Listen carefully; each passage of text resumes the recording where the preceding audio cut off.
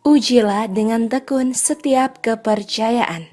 Pengkhotbah 7 ayat 25.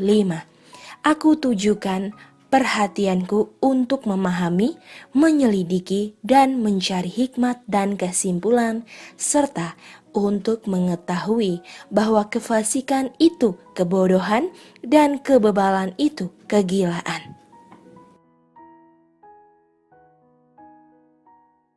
Telah ditunjukkan kepada saya bahwa banyak orang yang mengaku memiliki pengetahuan kebenaran masa kini tidak mengetahui apa yang mereka percayai. Mereka tidak mengerti akan bukti-bukti iman mereka. Mereka tidak memiliki pengertian yang benar tentang pekerjaan masa kini.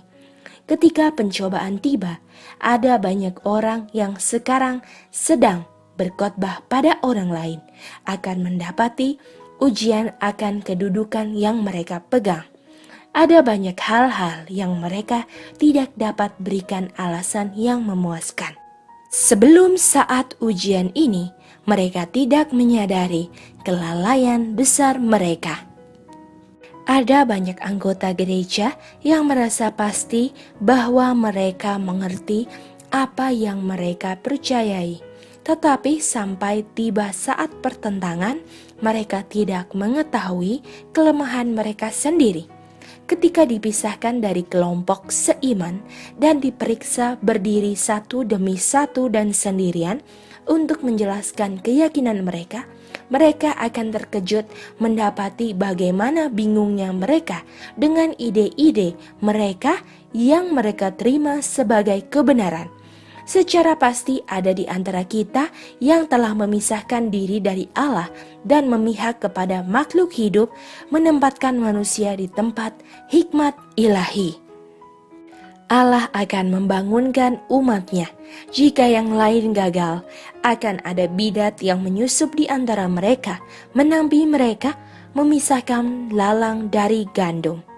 Allah memanggil semua yang percaya firman-Nya untuk bangun dari tidur. Cahaya mulia telah datang, tepat untuk saat ini. Ini adalah kebenaran Alkitab menunjukkan bahaya-bahaya yang berada tepat di atas kita.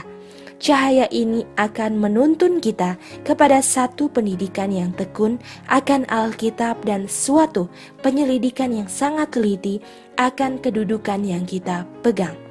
Allah akan memiliki semua orang yang memegang kebenaran melalui penyelidikan yang tekun dan gigih dengan doa dan puasa. Umat-umat percaya tidak dibiarkan memiliki kebenaran-kebenaran yang dibangun di atas anggapan-anggapan dan ide-ide yang tidak jelas. Iman mereka harus teguh, dibangun di atas firman Allah, sehingga ketika tiba saat pencobaan dan mereka dihadapkan di depan sidang untuk menjawab tentang iman mereka, mereka sanggup memberikan alasan untuk harapan mereka dengan lemah lembut dan gentar. Terhadap mereka yang telah mendidik diri mereka sendiri sebagai pendebat, ada bahaya besar bahwa mereka tidak berpegang pada firman Allah dengan jujur ketika bertemu dengan seorang musuh. Kita harus mengadakan usaha yang sungguh-sungguh untuk menyatakan pokok persoalan yang membangkitkan keyakinan di dalam pikiran mereka, bukan hanya sekedar menguatkan umat-umat percaya. Testimonies for the Church, volume 5, halaman 707 dan 708.